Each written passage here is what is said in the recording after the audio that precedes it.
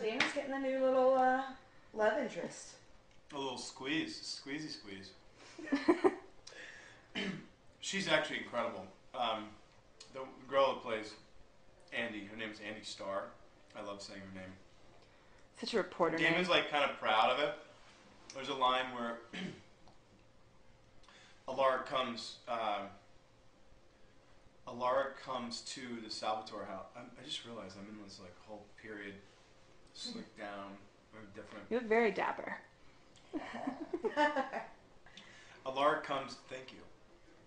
Alara comes to the Salvatore house, and Andy's sort of leaving after the walk of shame, and she's obviously got a little scarf around her neck because Damon's been munching on her, and she leaves, and Alara was sort of blown away, and Damon goes, Andy Starr, Action News. And Alara sits there and he's like, dude, they don't call it Action News. Damon goes, I don't know, I just like saying it. He just likes his. She's she's compelled to do whatever Damon says, but she's so quick and she's so witty and she's so funny, and she's a woman. She's a journalist. She's a reporter. She's not. So she adds this sort of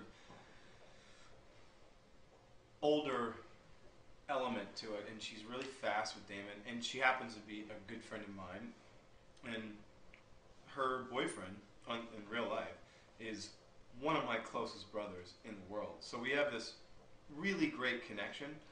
And then we sort of joke with him like, ha, we just had to make out. And it's always so funny because he's like, ha, because he lives in Haiti and he's like building schools and hospitals and stuff. And you're like, we're making out with vampire fangs. It was just funny. But yeah, it's cool, man. I mean, Kevin said it. He said, listen, I bet that's Nina. The heels. Kevin said, he said, people in Mystic Falls are going to start questioning, Damon is this sort of very eligible bachelor. He's a sort of upstanding citizen in town. Upstanding. And people are going to start questioning if he never has a date. And except for all these high school girls. Yeah, right.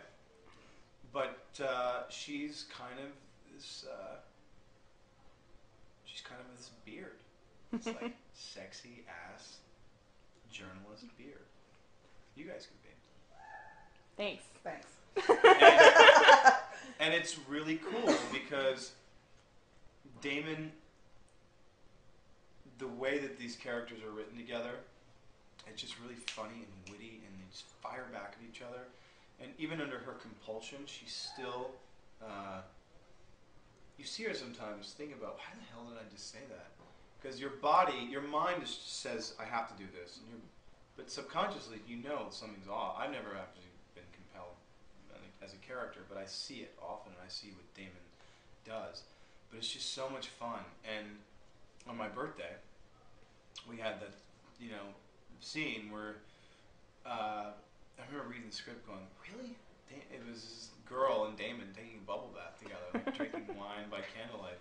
And Damon has this sort of, not cathartic breakdown, but he says to her, he explains to her the way he's feeling. And it's kind of tragic that Damon, the only way he can express himself to anyone is if he puts them under his compulsion, where they are actually his sort of droids, if you will. And that's the only time he can actually, like an alcoholic, the only time they feel good is when they're drinking or when they're talking to the bartender. That's when they're the most open. And then there's something very sad about that. There's something very, there's so many components that are missing in that as a normal sort of healthy life. And Damon is starting to express himself, but only to these people who can't understand what he's saying. So he's getting it off of his chest, but yet it's really kind of going nowhere. It's sort of like screaming into a valley. You may hear your echo, but no one else is hearing it. Mm-hmm. And it's really cool. I'm digging it. He's not so vulnerable that he's,